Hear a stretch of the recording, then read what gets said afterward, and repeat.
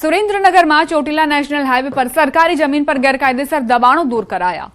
મઘરીખડા ગામ પાસે આવેલી અમરદીપ હોટેલ દ્વારા પંચરની દુકાન, બાથરૂમ, પાણીની ટાંકી સહિતનું ગેરકાયદેસર બાંધકામ દૂર કરવામાં આવ્યું હતું, જેને લઈને ચોટીલા ડેપ્યુટી કલેક્ટર અને મામલતદારની સંયુક્ત ટીમ દ્વારા ગેરકાયદેસર દબાણ દૂર કરવાની કાર્યવાહી કરી 16.39 કરોડની અંદાજે 10 એકર સરકારી જમીન ખુલ્લી કરાઈ અને હોટેલ માલિક સામે વાર્ષિક બિનખેતીના જંત્રીના 1% દરે વસૂલાત કરવા અંગેની કાર્યવાહી હાથ ધરાઈ હતી।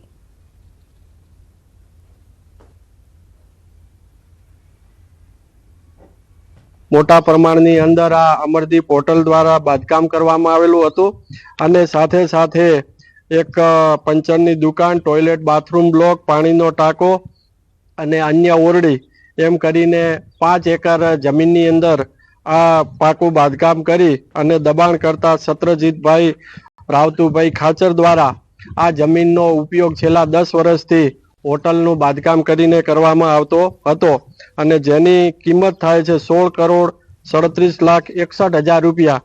આ તમામે તમામ દબાણને આજે દૂર કરવામાં આવેલું છે। ઊંઝાના ગંજ બજારમાં વરિયાળીની આવક થઈ હાલ દરરોજ 200 થી 300 બોરીની વરિયાળીની આવક થઈ રહી છે। બજારમાં વરિયાળીના ભાવ ગુણવત્તા મુજબ 2000 થી 5000 પ્રતિમણ બોલાઈ રહ્યા છે। ગત વર્ષ કરતા ઓછો ભાવ મળતા ખેડૂતોની હાલત કફોડી બની છે, તો વેપારીઓના મતે ગત વર્ષે વરિયાળીનું વાવેતર ઓછું થવાના કારણે ભાવ વધુ બોલાયા હતા। બીજી તરફ યાર્ડના ચેરમેને કહ્યું કે શરૂઆતમાં ભાવ ઓછા છે, પરંતુ જેમ જેમ સારી ક્વોલિટી આવશે તેમ તેમ ભાવ વધશે। હાલ નવી વરિયાળીની શરૂઆત થઈ ગઈ છે ગંજ બજારમાં। આજે આવક છે 200 બોરીની, જનરલી 200 થી 150 બોરી નવી આવકની વરિયાળી ચાલુ થઈ ગઈ છે અને અત્યારે ભાવ છે સારા માલના 3000 થી 4000 આસપાસ ભાવ છે અને મીડિયમ માલના 2500 થી 3000 ભાવ છે। ગત વર્ષે આ વરિયાળીના 6000 થી 7000 ભાવ હતા, એના કરતી ભાવ અસર ઓછા છે વરિયાળીમાં। ભાવ ખાસ નહીં, તમને કેટલા ભાવ મળ્યા? 2050 ને 450 રૂપિયા। ગત વર્ષે કેવા ભાવ મળ્યા હતા? ગત વર્ષે તો અચ્છા કીધા છે, ગત વર્ષ કરતા ઓછા ભાવ મળ્યા? ત્રીજો ભાગ વરિયાળીના ભાવ ઓછા છે। ઊંઝા યાર્ડમાં વરિયાળીની સિઝન હવે ધીરે ધીરે ચાલુ થઈ રહી છે। જે વહેલું વાવેતર થયું હોય એ ક્યાંક ને ક્યાંક 200 થી 300 બોરી જેટલી નવી વરિયાળીની આવક થઈ રહી છે અને એ વરિયાળી મોટાભાગે આબુ રોડ સાઈડની આવે છે અને એમાં અત્યારે હાલમાં લગભગ 2000 થી ચાલુ થઈ અને 5000 સુધીના ભાવો મળતા હોય છે। અમદાવાદના વસ્ત્રાલમાંથી દેશી તમંચો અને 4 જીવતા કારતૂસ તથા ધારદાર છરી સાથે 2 શખ્સોની ધરપકડ થઈ। ઝોન 5 એલસીબીએ બંને આરોપીઓ છોટુ સી કુશવા અને આયુષ યાદવની ધરપકડ કરી છે। મળતી વિગત મુજબ છોટુ સી 2 મહિના પહેલા થયેલી બોલાચાલીનો બદલો લેવા અને હત્યાના ઈરાદે હથિયાર લાવ્યા હોવાનું તપાસમાં સામે આવ્યું। સમગ્ર મામલે રામોલ પોલીસે વધુ તપાસ હાથ ધરી છે। પાસ પરમિટ વગરનું દેશી બનાવટનું તમંચો છે, જેના આધારે એલસીબી ટીમે તેઓ જ્યારે પોતાના વ્હીકલ એક્ટિવા સાથે પસાર થતા હતા તેમની પીછો કરી અને તેમને તપાસ્યા ત્યારે તેમની પાસેથી એક દેશી બનાવટનો તમંચો, 4 કારતૂસ લાઈવ તથા એક ધારદાર ચપ્પુ મળી આવેલું હતું, જેની સાથે ઝઘડો થયો હતો। તેને મારવા માટે આ લોકો મર્ડરના ઈરાદે નીકળ્યા હતા। મહેસાણામાં તંત્ર સામે જ લોકોનો રોષ ભભૂક્યો। મહાનગરપાલિકા દ્વારા લેવામાં આવેલા નિર્ણય સામે સ્થાનિક રહીશોનો પ્રચંડ જન આક્રોશ જોવા મળ્યો હતો। શહેરના ગાંધીનગર લિંક રોડ પર પીવાના પાણીની સંપની નજીક ભૂગર્ભ ગટરનું પમ્પિંગ સ્ટેશન બનાવવાની કામગીરી શરૂ કરાતા લોકોમાં ભારે રોષ ફાટી નીકળ્યો છે। આ મુદ્દે મોટી સંખ્યામાં રહીશોએ મહાનગરપાલિકા કચેરી ખાતે પહોંચી રામધૂન બોલાવી અનોખો વિરોધ નોંધાવી હાઈરે કમિશનર હાય હાયના નારા લગાવ્યા હતા। બીજી તરફ મહાનગરપાલિકાના સત્તાધીશોએ હાલ પૂરતી આ કામગીરી રોકવાની વાત કરી હતી। વોટર ટ્રીટમેન્ટ ગંદા પાણીના નિકાલનો સંપ બનાવવાની વાત કરી છે અને એનું કામકાજ ચાલુ થઈ ગયું છે। 3 દિવસથી લોકો જાગૃત થયા છે। જાગૃત થવા છતાં એમને આ માહિતી મળવા છતાં નગરપાલિકાએ એ કામ ઝડપથી પૂરું કરવા માટેના પ્રયત્નો ચાલુ કરેલા છે, એટલે એનો વિરોધ કરી આજે લોકો ભેગા થયા છે। પીવાના પાણીની બાજુમાં સંપ હોવાના જો આખા ભારતમાં કોઈ જગ્યાએ પીવાના પાણીની અંદર આવો સંપ બાજુમાં નથી।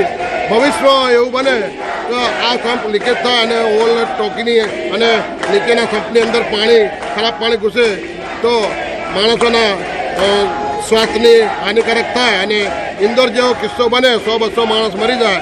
તો એના માટે આ રેલી કાઢી અને આ સંપ બંધ કરાવવા માટે અમે આની કાર્યવાહી કરવા તત્પર થયા છીએ. મહેસાણામાંથી પમ્પિંગ સ્ટેશન બની રહ્યું છે બાબતે લોકો આવ્યા હતા. એમની રજૂઆત એવી હતી કે પમ્પિંગ સ્ટેશન અને પાણીનો સંપ બહુ નજીક બની રહ્યો છે, એટલે પાણી મિક્સ થવાથી ઇન ફ્યુચર ગંદુ પાણી આવશે અને સ્વાસ્થ્ય માટે હાનિકારક રહેશે એવી રજૂઆત હતી. લગભગ 150 થી 200 લોકો આવ્યા હતા.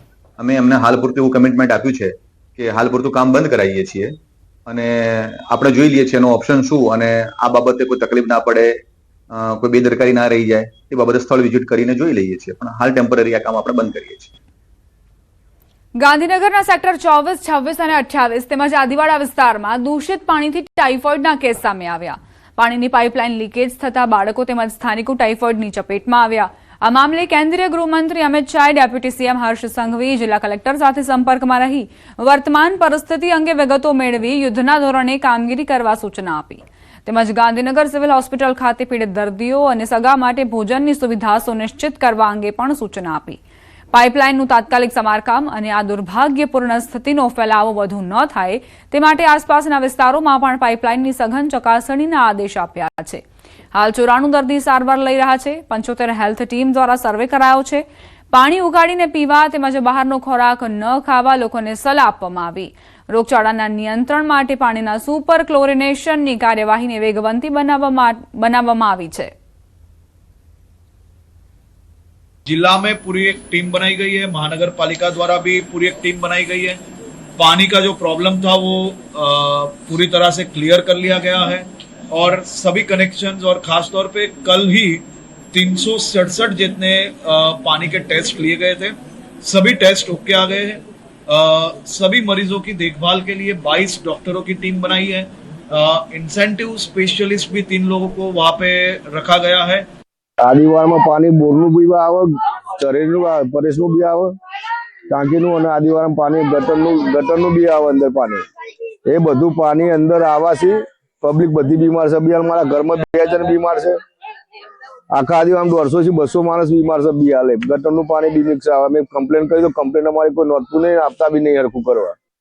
રજૂઆત તો 2-3 જગ્યાએ કરી પણ કોઈ ખબર નથી અમારી અરજી. અને સાહેબ નારું ગંદુ પાણી આવે એટલે કોઈ ગટરો પાણી ચકલીઓના હોલ પાડી મૂકી દીધા અને નારું ગંદુ ગટરનું પાણી બધું મિક્સ થઈ ગયું પાણી, અને બધું નારો રોગચાળા થઈ ગયા. નારે છોકરીઓ બધી બીમાર પડી ગયા, અમારા છોકરાઓ બીમાર પડી ગયા, અને અમે પૂરું કરીએ સાહેબ. અને નારા રોગચાળા થઈ ગયા, ઝાડા ઉલટી થઈ ગઈ છે બધાને. અત્યારે એટ પ્રેઝન્ટ હોસ્પિટલમાં 94 પેશન્ટ ટાઇફોઇડના છે.